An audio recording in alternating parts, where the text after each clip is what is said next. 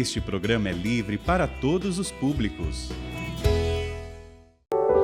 Hoje, sob a mística de São Francisco de Assis. Eu acredito que a experiência que Francisco fez de Deus e que ficou definitiva na história do cristianismo foi justamente reconhecer em Deus um amigo. Aliás, minha gente, eu ando pensando e já partilhei com vocês algumas vezes que a amizade é o estágio mais apurado do amor. Porque é o amor que escolhe. Um pai, naturalmente, pela obrigação do sangue, precisa amar o filho. A mãe é a mesma coisa. Irmãos, a obrigatoriedade do sangue nos coloca quase que de forma desconfortável na necessidade de amar. É por isso que a gente sofre tanto quando a gente identifica que a gente não ama aquele que tem um vínculo de sangue. E às vezes a gente precisa de longos períodos de terapia para a gente poder curar a culpa que nós carregamos. Sim, porque é uma imposição cultural. Pai tem que amar filho, mãe tem que amar filho, filho tem que amar pai, ainda que eles não nos cultivem esse amor, né? Ainda que não nos ofereçam motivos para continuar amando. Sim, porque as decepções podem ser tantas que o amor ficou ofuscado e a gente se sente culpado por isso. Mas na amizade não. Ninguém é obrigado a ser amigo. Se há uma coisa que na vida nós somos livres é para escolher os amigos. Você não pôde escolher pai, você não pôde escolher filhos, você não pôde escolher irmãos, e nem a parentada que vem da consequência. Mas você pode escolher amigos. O amigo é aquele que você traz para dentro da sua vida. É aquele que você encontrou por acaso e sem nenhuma obrigação você quis amar. Nenhuma obrigação. Francisco se depara com sua experiência com o sagrado assim. Nasceu dentro de uma família religiosa, mas até então não havia experimentado Deus. Talvez tivesse passado pelo contexto das obrigações, tivesse frequentado as missas como era de costume. Era um moço bonito, jovem, cheio de vida, rico. E de repente, descendo para o lado obscuro de Assis, quem já esteve lá, já teve a oportunidade de ver a distinção das duas cidades, a cidade onde moravam os nobres, os ricos, os comerciantes, e aquele vale onde ficavam os leprosos. Francisco era um homem de muitos amigos, e numa daquelas suas muitas idas e vindas pelos arredores de Assis, ele faz a experiência de ser preso pelos olhos de um leproso. E aquilo incomodou. E aquilo despertou nele um desejo de oferecer àqueles que viviam esquecidos um pouco da sua generosidade, que ele já estava acostumado a oferecer aos seus amigos. Porque ele já era um menino generoso. Mas ele era generoso com aqueles que estavam no mesmo nível, no mesmo patamar. Mas ele descobriu que existia uma forma mais generosa de amar, que era oferecer a quem não podia retribuir. E ali ele se tornou amigo dos pobres. Aliás, é a grande marca de Francisco, ser amigo dos pobres. E pobre, olha que maravilha, não se limita ao ser humano, não. O pobre é todo aquele que está indefeso. É aquele ser vivo que está indefeso. Ele estende esse amor a todas as criaturas. Francisco começou a amar de maneira tão intensa, a partir daquele leproso, que tudo aquilo que ele via como realidade viva, ele passou a respeitar como seu irmão. E então começou a chamar o vento de irmão, o sol, a lua de irmã. Começou a identificar que Deus está presente nas águas daquele rio, que Deus está presente no mar, que o mar é seu irmão, que o rio é seu irmão. Francisco inaugura na igreja a teologia da ecologia, uma forma de perceber Deus nas realidades criadas. Sabe, uma conversão por completo? Todas as dimensões da sua vida foram passadas no crivo dessa amizade com Deus. Ao identificar em Deus um amigo, Francisco se torna irmão de todas as realidades. Ao fazer a amizade com Deus, ao identificar em Deus esse rosto sofrido da humanidade e do mundo criado, Francisco traz para nós uma mística muito preciosa, que na verdade sempre esteve nos evangelhos, né? Não foi ele que inventou, mas o bonito justamente da manifestação de Deus na vida de Francisco é que a igreja estava esquecida de tudo isso.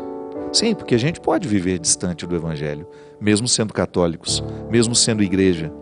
Há períodos sombrios em que a igreja se volta muito para o poder e esquece do seu carisma. Naquele momento, Francisco faz uma verdadeira revolução, poderíamos dizer uma reforma. Tanto é que quando ele se sente motivado nas suas experiências místicas, Deus diz para ele que ele deveria reformar a igreja. E ele não sabia que a igreja a que Deus se referia naquela revelação era a instituição. Mas ele, num primeiro momento, entende que a igreja que Deus quer que ele reforme é a capelinha de Santa Maria. E ele, junto com seus amigos, vai. Ele vai. Rodeado dos seus primeiros discípulos, que já ficaram convertidos em ver a sua conversão, porque essa é a maravilha, né, da vida virtuosa. Ela contagia, ela contamina os que estão ao redor. Então aqueles amigos ricos que presenciaram e viveram ao lado de Francisco o seu despojamento, quiseram se despojar também. E grandes santos nasceram dessa experiência de Francisco. O próprio Santo Antônio, Santa Clara. Homens e mulheres que foram vendo de perto que Deus mudou a vida de Francisco para melhor. Que aquele menino que já era generoso tornou-se ainda mais. E aquele menino que era rico aprendeu que ele possuía uma riqueza superior àquela que os pais ofereciam a ele.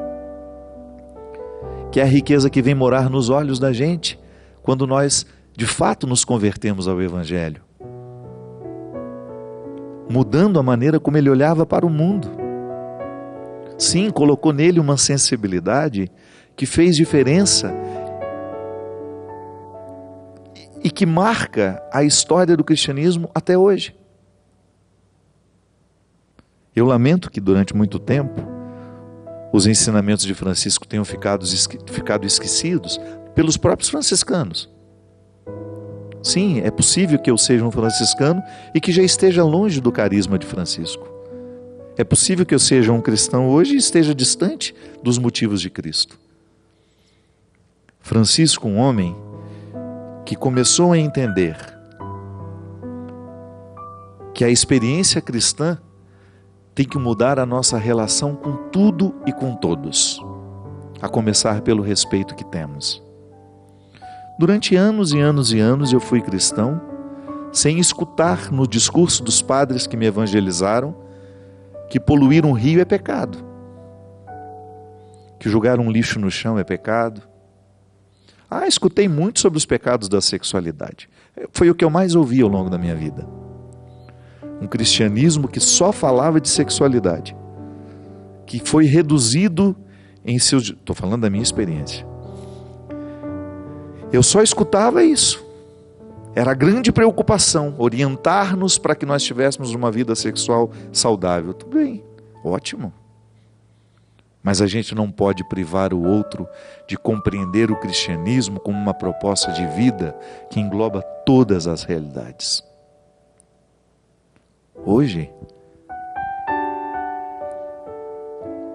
existe um dado tristíssimo, quer ver? Que eu vou até dar para vocês aqui, que eu fiquei sabendo na semana passada, assistindo um noticiário. Uma informação. falava justamente do crime que nós cometemos contra os nossos rios. Onde será que está? Enfim, eu não vou saber precisar a quantidade, mas se eu não me engano, são toneladas e toneladas de lixo tóxico que a cidade de São Paulo deposita no rio Tietê todos os dias. Esse número que eu não tenho aqui agora, mas que eu ouvi, é assustador. Todos os dias, em nome do nosso progresso, só a cidade de São Paulo deposita nas águas do rio Tietê toneladas e toneladas de lixo tóxico. Quando eu ouvi aquela informação, eu que já tenho estado incomodado há muito tempo com essas questões ecológicas, porque é lamentável a maneira como nós tratamos a nossa casa, o mundo que nós vivemos. Eu vejo pelo rio, eu nasci na beira de um rio, onde eu nadava naquele rio quando eu era criança. Hoje quase nem água tem mais naquele rio. Hoje as nossas cidades enfrentam secas, tudo por causa do nosso desmatamento. Há pouco tempo o nosso presidente da República queria oferecer uma área preciosíssima para a exploração de minério. Quanto custa o nosso progresso? Nós desmatamos com a maior cara de pau. Essa secura agora, por exemplo, quantos incêndios provocados por nós? Eu vou só cortar essa árvore porque vai facilitar a minha construção. Sempre pensando nas nossas necessidades, nós nos esquecemos que o mundo precisa do nosso respeito, assim como a outra pessoa precisa. Meu Deus do céu! Mas nós não escutamos falar sobre isso. Não entrou na nossa catequese. Ninguém nos disse que o respeito às águas é tão sagrado quanto o respeito ao outro ser humano. Que todo ser vivo merece o nosso respeito. Trata-se de uma evolução. E Francisco viveu essa evolução por quê? Porque ele fez uma experiência profunda de amizade com o Senhor. Deus não converteu apenas uma parte do coração de Francisco, como nós muitas vezes insistimos em levar a nossa vida de conversão. Converteu apenas uma parte da nossa vida. Não, converteu aqui, o filtro que vai nos olhos. Eu não posso pensar que Deus me converteu somente para ter uma sexualidade saudável. Não, eu tenho que pensar na conversão da minha sexualidade, eu tenho que pensar na conversão do meu caráter, da maneira como eu trato as pessoas que trabalham comigo. Eu tenho que pensar a maneira como eu trato a natureza. Eu sou cristão, mas despejo na pia da minha casa, diariamente, o óleo sujo que nós usamos para fazer as nossas frituras, para cozinhar as nossas comidas. Jogamos pelo ralo aquilo que vai intoxicar as nossas águas, as nossas terras. Fazemos os nossos poços artesianos sem nenhum controle, poluímos os nossos solos, produzimos alimentos com quilos e quilos de agrotóxicos que vão morar definitivamente na nossa terra. Jogamos plástico por todos os lugares, jogamos os nossos plásticos nos nossos mares, poluímos as nossas praias, e isso não nos incomoda. Não entra na dimensão da nossa conversão. Por quê? Porque a nossa conversão ela foi em partes. Não. A conversão de Francisco é total. Ela modifica a maneira como aquele homem olhava para o mundo. E ele faz, volto a dizer, ele não inventou isso, ele faz a experiência que está em João capítulo 15, versículo 1 em diante. O Evangelho diz assim: Eu sou a videira verdadeira e meu Pai é o agricultor. Todo ramo que não dá fruto em mim, ele corta. E todo ramo que dá fruto, ele limpa para que dê mais fruto ainda. Vós já estáis limpos por causa da palavra que vos falei. Permanecei em mim, e eu permanecerei em vós. Como o ramo não pode dar fruto por si mesmo, se não permanecer na videira, assim também vós não podereis dar fruto, se não permanecerdes em mim. Eu sou a videira e vós os ramos. Aquele que permanece em mim, como eu nele, esse dá muito fruto, pois sem mim nada podeis fazer. Quem não permanecer em mim será lançado fora como um ramo e secará.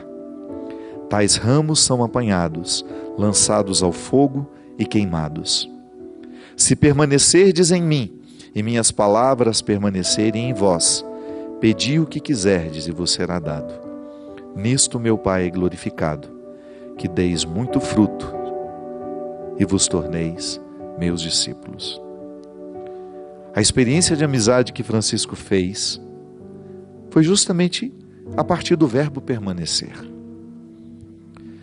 Não existe amizade ou aprofundamento da amizade sem o verbo permanecer, que é justamente aquela oportunidade que nós temos de entrar na intimidade uns dos outros. E não banalize a palavra intimidade. Intimidade não é ter aquela amizadezinha virtual, não, que fala de vez em quando por ali. Não, intimidade é você ter dentro da sua casa, dentro da sua vida. É aquela pessoa com quem você fala regularmente. É aquela pessoa que conhece o contexto da sua vida. Quais são as batalhas que você enfrenta. Pessoas que você divide de fato a vida. Com quem você de fato divide a vida. São aqueles que permanecem. A experiência de permanecer é que fortalece o vínculo. Eu estava dizendo antes, que não adianta ser pai, não adianta ser mãe, não adianta ser irmão, porque esse amor por obrigação ele não sobrevive, não. Ele pode até ficar como um rótulo sem ter repercussões dentro de nós. Por quê? O que faz a gente amar é o verbo permanecer. Se eu sou pai desse menino, mas não permaneço com ele, daqui a pouco eu sou só parente. O vínculo se desfaz. O amor, ele só é possível quando permanecemos. O amor só é possível quando nós conjugamos diariamente, sem cessar, a experiência da intimidade que o verbo permanecer nos permite. Então, o que Francisco viveu foi justamente descobrir-se parte desta grande videira, que ele ali na sua redondeza, na cidade de Assis, poderia transformar, levando seiva àqueles que não tinham o conhecimento dessa videira. É tão bonito porque hoje, quando nós vemos Francisco conhecido no mundo inteiro, inclusive inspirando o nosso Papa a ter o mesmo nome que ele, que profeticamente traz a nós um novo tempo na igreja, de mais clareza, de mais luz, de mais coragem, digamos, de poder falar dos problemas que nós temos, enfrentá-los. O Papa Francisco tem cumprido uma missão muito bonita, desafiadora, de colocar o dedo nas feridas da igreja que sofre, em nós, em mim e você. Hoje esse Francisco é conhecido mundialmente. O santo que hoje nós celebramos é conhecido mundialmente. Inspira muitas pessoas, até quem não é cristão, tem uma admiração pela vida de Francisco. Mas naquela época, ele começou contagiando a cidade de Assis, ao mudar a regra de que nobres não deveriam descer ao vale dos leprosos. Mas lá estavam as pessoas de quem Francisco queria ficar amigo. Ficar amigo permanecendo com elas. Ele não ia só de vez em quando lá. Ele resolveu permanecer com essas pessoas. não só sabendo o nome, mas conhecendo a história, ajudando a curar as feridas, sendo verdadeiramente amigo, escolhendo aquelas pessoas. Volto a dizer, a amizade é o amor que escolhe. Eu quero participar da sua vida e gostaria muito que você participasse da minha. Como? Permanecendo, criando intimidade, que nos chega pela palavra. Eu posso ter amigos que nem venham regularmente à minha casa, mas se eu falo regularmente com eles, a palavra alinhava, a palavra permite o permanecer. Porque às vezes quando nós falamos permanecer, imediatamente a gente pensa naquelas pessoas com quem a gente pode estar todos os dias. Não, não se limita somente a essas. Eu posso permanecer na vida do outro, e isso tem duas vias, né? Não é só o outro dizendo, não é preciso haver diálogo para haver intimidade. E é assim que a gente demonstra se a gente quer ou não aquela intimidade. Porque você tem direito. Você não é obrigado a ser íntimo de todos, mas você tem o direito de ser íntimo de alguns. Não sou obrigado a ser íntimo de todos, mas eu tenho o direito de ser íntimo de alguns. E isso você escolhe. Não é nenhum problema você dizer que não quer ser íntimo daquela pessoa. Não é nenhum problema você dizer que não quer permanecer com aquela pessoa. Existem bilhões de pessoas no mundo. É claro que você não tem o direito, por causa do seu cristianismo, de desprezar, de menosprezar. Não, mas você tem o direito de não ser íntimo.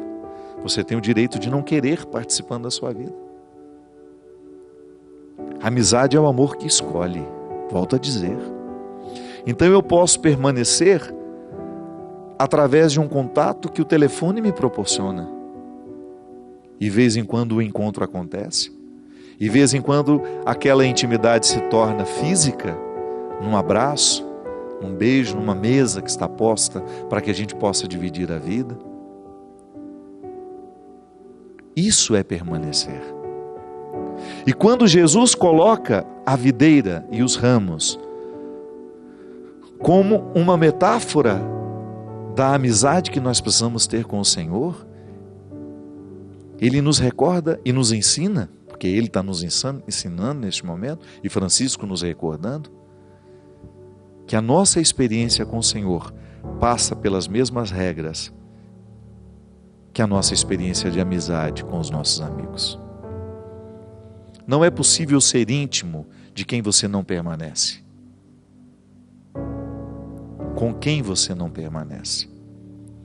Sim, é aqui, no contato diário com este Jesus que me revela quem é o Pai. Porque isso é tão bonito no cristianismo, né? Uma forma que você tem de conhecer a Deus é conhecendo o coração de seu Filho Jesus. Por quê? Porque é a linguagem que nós entendemos. Ao encarnar o Verbo, Ele vem justamente para traduzir a linguagem, para falar a língua que nós entendemos, para falar de realidades que nós compreendemos. Foi o que Jesus fez. Traduziu quem era o coração do Pai, como era o coração do Pai, a partir de histórias que as pessoas podiam compreender. Quanto mais eu mergulho no mistério deste Cristo, conhecendo e permitindo que os ensinamentos de Jesus vá moldando o meu caráter e as minhas escolhas, muito mais eu me torno amigo. Muito mais eu posso permanecer e produzir frutos. Sim, Francisco produziu frutos para a sua época e o seu modelo de vida foi tão intenso, tão verdadeiro, que continua produzindo frutos nos dias de hoje. Francisco continua sendo um sinal de santidade para nós. Mas eu agora preciso assumir o meu papel. Você agora precisa assumir o seu.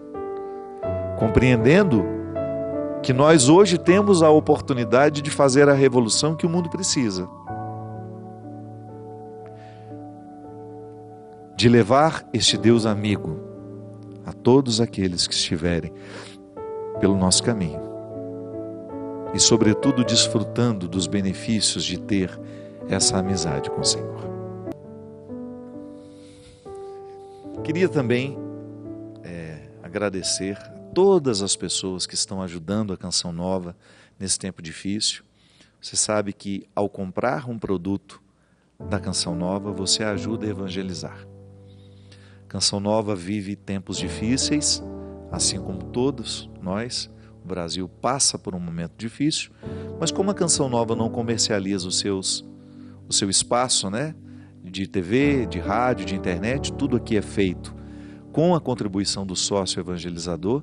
Nós não temos aqui inserções de empresas. Então, é uma obra que depende da contribuição das pessoas. Então, nós queremos agradecer a todos aqueles sócios que estão colaborando para que o projeto da M Almas não pare, que é justamente manter essa programação no ar. É dar continuidade a este grande sonho do nosso querido Monsenhor Jonas Habib, o nosso pai fundador, que é justamente levar a Canção Nova a todos os corações que necessitam. E eu que tenho a oportunidade de viajar, minha gente, é impressionante como eu encontro pessoas que foram resgatadas pela Canção Nova. Ontem mesmo, né, o encontro é muito rápido, as pessoas passam para autografar o livro, mas eu sempre escuto uma história ou outra que me toca muito. E ontem passou por mim um rapaz, um moço, que nem tinha muita cara de gente da igreja, né? Um moço aparentemente rebelde nas suas vestes, o seu cabelo, as suas tatuagens. E ele me olhou e me disse assim: padre, eu comecei a assistir ao seu programa, eu tinha 17 anos, hoje eu tenho 27. São 10 anos, a princípio nas quintas-feiras, agora nas quartas, são 10 anos que o Senhor faz parte da minha vida.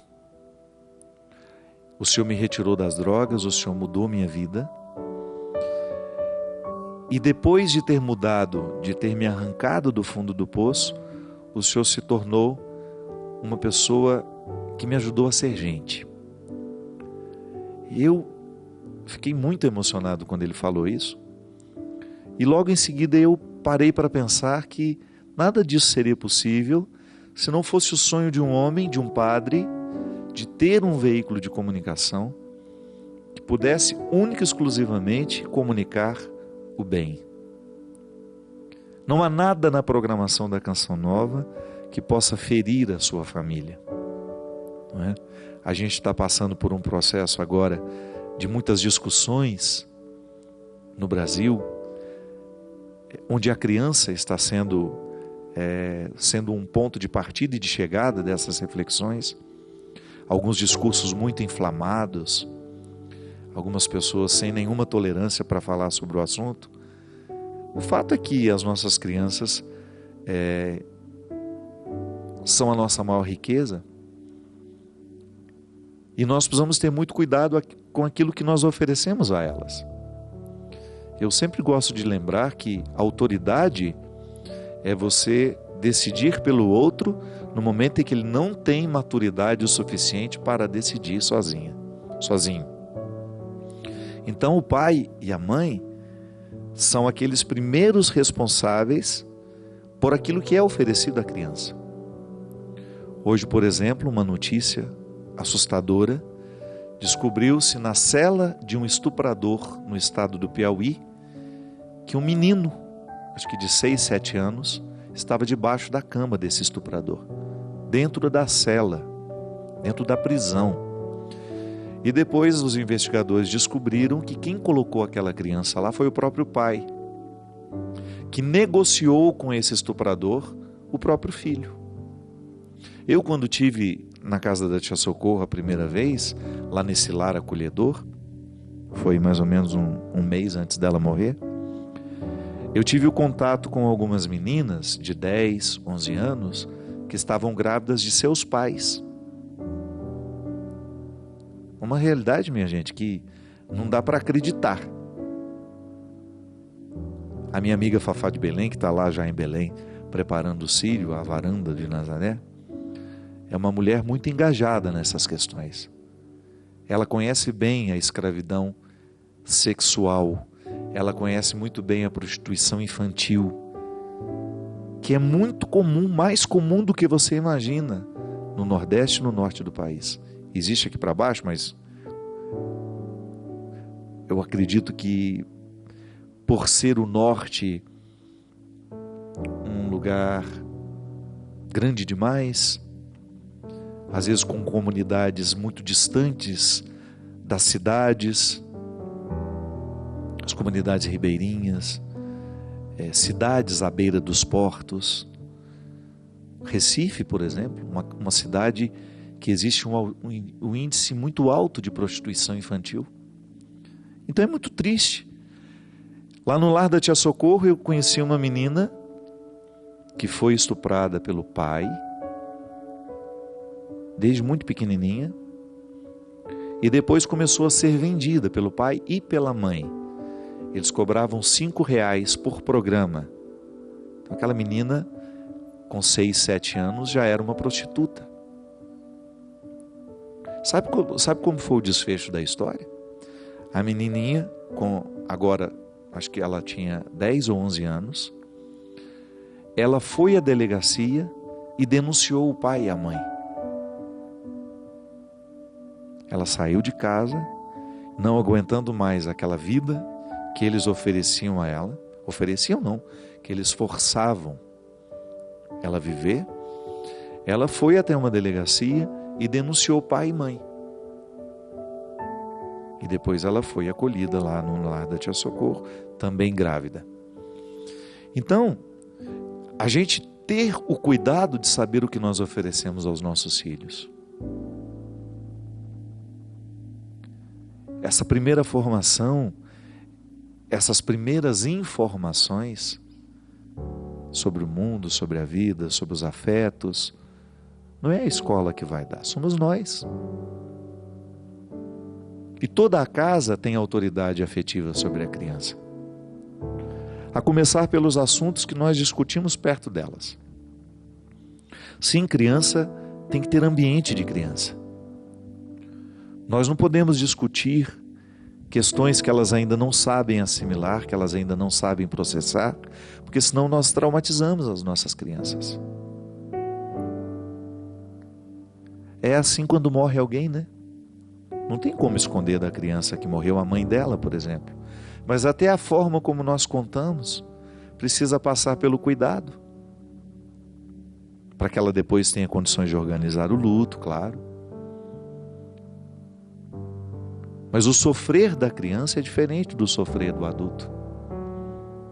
Então essa nossa responsabilidade em oferecer um conteúdo saudável, eu sei que as nossas crianças já têm mais autonomia do que nós tivemos, elas começam a ter muito mais autonomia, mais cedo, a autonomia vem mais cedo nos dias de hoje. Você já vê crianças manipulando celulares, manuseando, meios de comunicação, e nem sempre existe um cuidado de saber o que essa criança está vendo. Hoje, por exemplo, a pedofilia, eu não sei as estatísticas, mas eu creio que a maioria dos casos acontece e começa através da internet. Claro, nós podemos ter um pedófilo dentro de casa, porque durante muito tempo pensou-se que padre era o principal pedófilo da sociedade. Sim, muitos casos envolvendo padres. Mas as estatísticas nos mostram que o maior número, o grande número de pedófilos são parentes da criança. Esse grande número vem de parentes. São pessoas próximas que têm uma autoridade afetiva sobre a criança. Então o nosso cuidado ele deve ser redobrado, porque é uma experiência de amor, Cuidar. Eu não tenho como ser pai, ser mãe, se eu abro mão da minha autoridade. Eu sempre digo isso. As pessoas querem casar, mas elas não querem mudar as suas vidas. Elas querem continuar vivendo como vivem. Então não se casam, vocês não são obrigados a se casarem. Ninguém é obrigado a ser mãe. Ninguém é obrigado a ser pai. Mas a partir do momento que se tornam, é natural que venham responsabilidades que você não pode abrir mão de exercer. Diferente de um homem solteiro. Colocou um filho no mundo, você terá de viver a experiência da permanência com ele. Acompanhar, para você ter autoridade. Porque a autoridade, ela não vem somente pela imposição. Sim, vem também pela imposição. Eu sou seu pai, ponto final. Mas depois disso, se não se desenvolve um vínculo, eu preciso entender, a criança precisa entender que aquilo que nós estamos dizendo é fruto do amor que nós temos por ela. Fruto da preocupação que nós temos por ela. Educar é justamente caminhar na direção dessa maturidade. Nós vamos amadurecendo juntos. Então a criança começa a perceber que a autoridade do pai é favorável ao seu crescimento, que a autoridade da mãe é favorável ao seu crescimento. Não há possibilidade de nós educar uma criança sem a gente dispensar tempo para essa educação. Então nós queremos, volto a dizer, queremos ser pais, ser mães, mas nós não queremos modificar a nossa vida, não. Aí então a gente delega às babás, aos professores. E você? E o seu papel? Não vai exercer? Não vai proteger? Porque também a proteção é um direito da criança. Nós precisamos protegê-las. Protegê-las de tudo aquilo que possa desvirtuá-las. De tudo aquilo que possa ser uma agressão para aquela fase da vida. Eu acho interessante porque nós lidamos com muita naturalidade com a erotização das nossas crianças. Elas ficam erotizadas antes da hora. Por causa da música, por causa da televisão, por causa da cultura que entra dentro dos nossos meios de comunicação e que são absorvidas. Então, às vezes, músicas que têm um vocabulário extremamente agressivo à infância já estão sendo cantadas por elas. Músicas que são para adultos. Não tem mais como, não tem como esquecer isso. A infância tem uma simbologia própria. Há lugares especiais para as crianças, claro. Eu, por exemplo, se eu vou pregar um retiro e se eu vou tratar um conteúdo que vai exigir concentração, eu não posso ter criança dentro do retiro. Não é um ambiente para elas. É um ambiente para adultos. Então a gente também não pode esquecer que há ambientes específicos para crianças, com músicas preparadas para elas. É claro, elas participam do nosso mundo. Eu levo a minha filha, eu levo meu filho, mas eu preciso ter muito cuidado para não oferecer um mundo adulto demais e que ela não tenha ainda condições de absorver. Isso é proteger, né? É você ir dando aos poucos as informações para que ela possa ir assimilando. O próprio contato com a sexualidade é muito bom que desde pequenininha a criança lide com naturalidade com a sua sexualidade, para que depois ela fique menos vulnerável aos pedófilos, aos abusadores, para que depois ela não ache normal ser tratada ou ser abusada. Sim, tudo isso são formas que nós temos de proteger, de ir dando esse alimento afetivo que vai estabelecendo a autoridade. A autoridade se estabelece assim, através do permanecer. Eu escuto, eu percebo, eu acompanho. Então a Canção Nova é uma proposta assim, de não oferecer nada. Graças a Deus aqui não tem nada. Se você ligar a programação às 2 da manhã, se estiver começando um programa, você vai ouvir a frase: este programa é livre para todos os públicos. Graças a Deus. Nada, absolutamente nada que possa fazer mal, que possa prejudicar quem nos assiste. Eu sei que o discurso religioso mal feito também faz mal. O discurso da exploração, quando ensinam um Deus carrasco, quando esquecem de falar deste Deus amor e fala somente do Deus do dízimo. Deus me livre, Deus nos livre disso. Deste Deus comerciante, né? Que vem de graça, se passar debaixo dessa porta, se passar debaixo daquela, se comprar isso, se comprar aquilo. Mas graças a Deus aqui na Canção Nova a gente não tem isso não. Pode até ter um momento em que alguém peça uma doação, mas sem barganha. Pede a doação sabendo que você está compreendendo que aqui o seu dinheiro ajudará a manter a obra de evangelização. Só isso. Mas a nossa programação é livre para todos os públicos, sempre. E a gente faz de tudo para que a programação, que é livre para todos os públicos, possa acelerar nos corações que nos assistem essa conversão. É urgente, minha gente, o mundo está vivendo um caos. A violência crescente. Nós estamos necessitados de discursos que nos façam bem, que nos acordem, que nos libertem daquelas correntes antigas, preconceituosas, que muitas vezes nos chegaram através do discurso religioso, que nos tornem mais ativos. Sim, mais reflexivos.